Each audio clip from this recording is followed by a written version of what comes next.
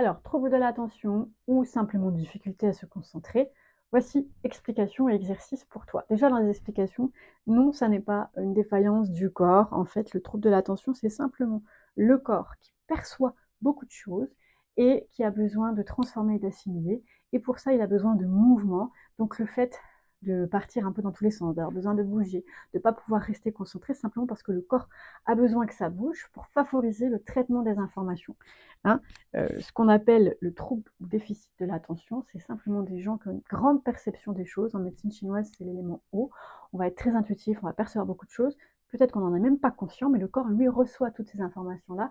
Et il y a un ralentissement au niveau du système digestif, au niveau du traitement des informations, soit parce qu'il y a du métal qui tire, soit parce que du coup, il y a le mouvement qui est plus lent. Mais peu importe, la résultante est la même pour tout le monde, c'est que le corps a besoin de bouger, sinon il ne peut pas rester concentré. C'est vital pour lui de créer du mouvement pour favoriser le traitement des infos. Donc, les exercices qui vont aider sont des exercices qui vont aider à digérer, à traiter l'information et qui vont favoriser le mouvement. Alors, au niveau du bassin, toujours la bascule. Hein, avant, arrière, la petite vague si on peut la faire, ou tout simplement des cercles en allant bien chercher, hein, c'est pas juste dans les hanches, on est vraiment le nombril qui va dans tous les sens. Donc, ensuite, on va écarter les bras ici, on va tourner les mains. Et tout en tournant, eh bien, soit on bascule le bassin, avant, arrière, soit on fait des cercles. Alors, ça peut court-circuiter le système nerveux et on peut se dire, oulala, j'arrive pas à le faire.